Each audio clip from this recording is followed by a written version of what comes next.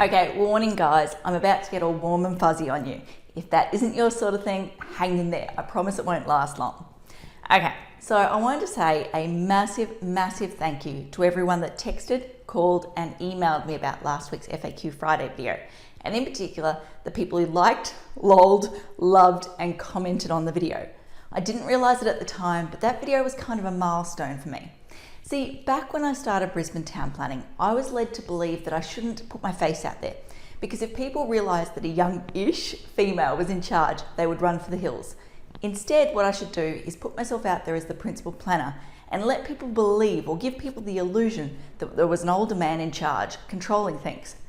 I was also led to believe that I shouldn't include things like my smiley faces in my emails, my emojis, and I should have more of a professional sort of tone to my emails and my communication. Because again, that slightly less professional, more informal sort of tone would lead to erosion of trust and send people running for the hills. Well, initially I obviously listened to that advice, but over time I've slowly let my guard down and more of that old sort of stuff has started to creep in. Well, last week's video was again a massive step forward in that process. Like I said, I didn't realise it at the time. I went to a friend's birthday lunch the weekend before the video was posted, and a friend actually said to me, I love the fact that over time we're seeing more and more of your personality coming out in these videos. Well, I ran with that. I went home that afternoon and I just recorded the video on autopilot. I then posted it on autopilot. Didn't really think about what I was doing. It wasn't until the next Saturday morning. I woke up in bed, like most people, my phone is right there, I'm glued to it. I'd love to be one of those high and mighty people that goes, I don't allow electronics in the bedroom. Yeah, no, that's not me.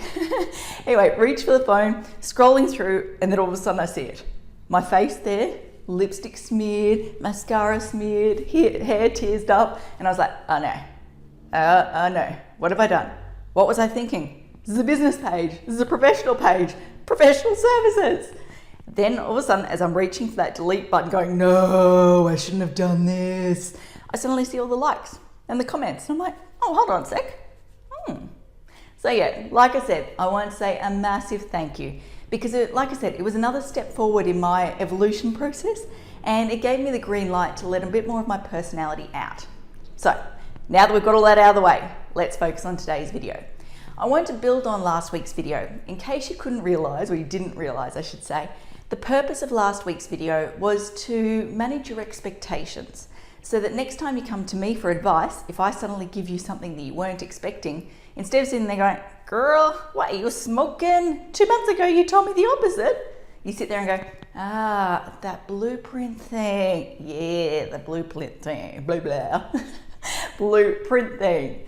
So today I wanted to build on that, like I said, and talk about another change that we've started to see within Brisbane City Council. So what is it and what are the implications for your next job? Well, stick around. Okay, so what's changed? Well, I've got one word for you here. Precedent. Precedent. Gotta make sure I spell it right. Hey. Okay, so in the past, we've relied quite heavily on this notion here to justify our performance solutions or our performance outcomes.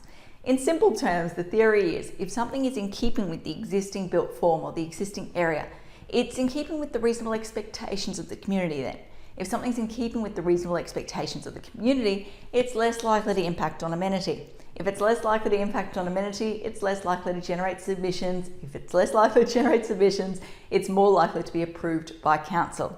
Think of it this way. If you've got a site and it's surrounded by 15-storey buildings and you're proposing a 15-storey building, it's less likely to ruffle feathers or cause controversy, which means council is more likely to approve it. However, if your site is surrounded by 2-storey buildings and you're proposing the 15-storey building, that's a completely different situation. It's going to ruffle feathers, cause controversy, and it's less likely to be supported. Like I said, council in recent times has started to move away from this notion. They've started to say just because we approved something in the past does not mean we should repeat it or approve it into the future. We don't necessarily want to repeat or replicate the planning mistakes of the past. Now, like most of you, I first sat there and went, that is ridiculous. That is so unfair. Joe down the street got it, so why can't our client get it here? Yeah, I've since had time to think it through and I've now sort of come up with a different sort of thought process on it. I've started to see the positives in it. Think of it this way. At various times, we've all driven down the street and gone, damn, that is ugly. We've all wondered how things have been approved. I know personally when I worked for Brisbane City Council, unfortunately I was responsible for assessing some of those applications. And there's many things that I look at now and go, I would not want that repeated into the future. So I think it's actually a positive thing in that respect. Also, think of it this way. Clients often come to you and go, I can only afford that outcome or only want that outcome. Secretly, you're going, yeah, that outcome is ugly. I don't want to design that outcome for you. Well, this kind of gives you the power to push back now. So instead of sitting here going, that is not ugly, council just won't support it, I'm sorry. So it gives you a bit more power to push back. Also, I think as an industry as a whole, it's going to challenge us to come up with better design outcomes. It's going to push us. So like I said, there is a silver lining to it. So I think that's all I wanted to cover off today. I just wanted to say that because we've relied on precedents in the past, it doesn't necessarily mean we're going to be able to rely on it in the future. And I think we are going to see council relying on it less and less. We've already seen that shift starting to occur. Now, as you saw in the intro, likes, comments and shares mean the world to me. So please, please, please like, comment and share on this video. Until next time, thanks for watching.